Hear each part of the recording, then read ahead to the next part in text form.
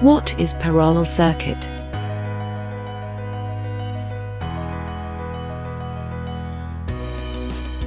We are using two batteries because one wasn't strong enough.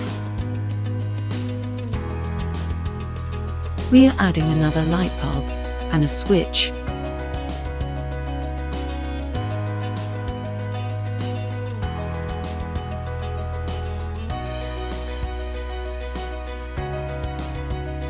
Switch on.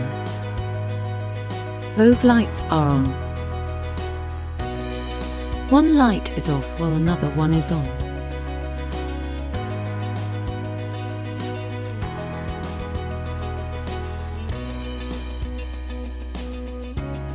In a parallel circuit, there are more than one current paths. Even though some of the branch circuit is open, the current can flow.